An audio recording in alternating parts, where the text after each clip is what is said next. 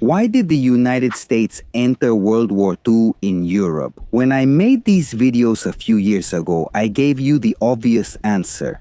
Japan attacked Pearl Harbor, Germany declared war on the United States, and since these two were Axis allies, Washington sent troops to Europe. 7 years later, after immersing myself in geopolitics and internalizing the concept of realpolitik, I'm here to tell you that it's not the only reason, and it probably wasn't the most important one. Are you interested in hearing my new answer 8 years later? Alright, then stay until the end of the video.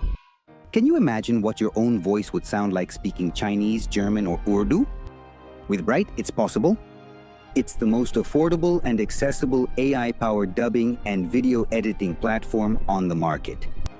Do you have a business project where you need to create videos? Bright translates your content into dozens of languages in seconds.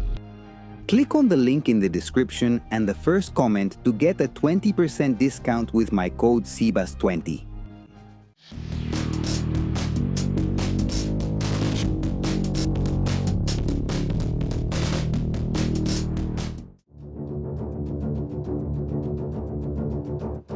First, let's analyze the historical facts. In December 1941, Japan attacks Pearl Harbor. This marked the entry of the United States into World War II, with the Asia-Pacific as its main theater. Up to this point, it all makes perfect sense. Since the competition for hegemony over this region was more than evident, and the Japanese threat to its bases and colonies in the Philippines and Oceania was imminent. 4 days later, Germany declares war on the United States in a display of arrogance by Abigail, typical of megalomaniacs of her kind. And the United States responds in the same way. The big difference on the European front was that by then, Uncle Sam had no strategic interests, no bases, and no colonies to protect in Europe. Rather, it only had ideological interests since it was aligned with France and the United Kingdom. Immediately afterwards, the Lend-Lease weapons supply program for its allies began, which was no small matter. More than 30,000 airplanes, almost 50,000 tanks, and also nearly 40,000 pieces of artillery were sent. In addition to this, logistical support was provided to British ships for their fight in the Atlantic against the German U-boats, and in December 1942, 100,000 soldiers were sent to North Africa in Operation Torch. Thanks to this support, the Allies were able to defeat the Germans on the North African front.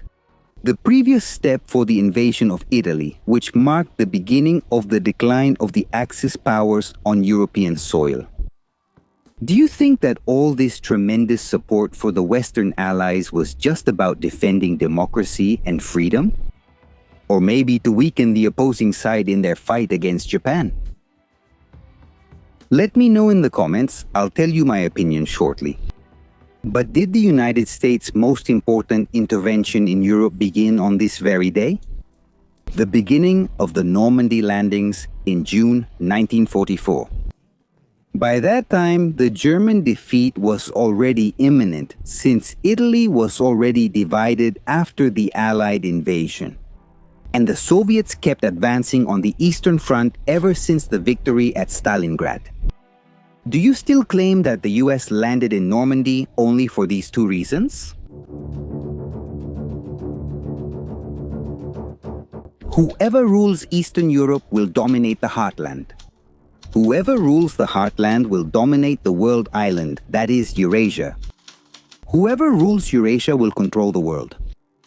Mackinder's famous Heartland theory fits perfectly with the United States intervention on the European front during World War II. Going back to the context, Nazi Germany and the USSR were fighting to the death for control of Eastern Europe. If Germany had won on the Eastern Front, it would have extended all the way to the Urals, completely dominating the Heartland and therefore the world island. For this reason, the United States intervened with Lend-Lease and Operation Torch to prevent this from happening. However, history did not turn out that way, and by June 1944, the victory of the USSR was already imminent. So Uncle Sam wasn't going to let the communist Soviets be the only victors, no way. The landing in Normandy became the beginning of the Cold War, a competition to see who would reach Berlin first.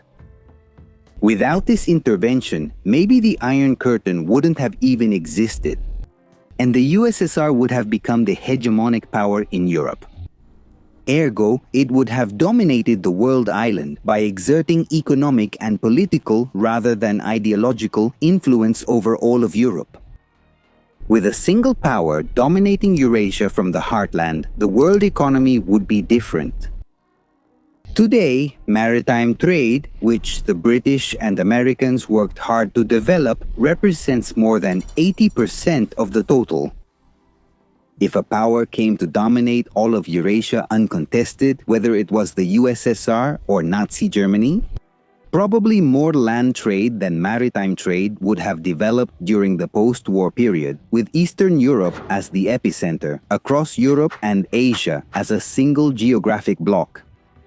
Just as China is trying to do today through the Belt and Road Initiative only from the Far East. This would have relegated the role of the United States as the main economic power. In conclusion, I'm not denying that there were ideological motives and that Washington intervened in Europe when it perceived Germany as a threat. But if we analyze the laws of realpolitik, they were not the only reasons. And probably their main motivation was to take advantage of the situation to finally establish themselves as the main superpower. And the move really worked out well for them.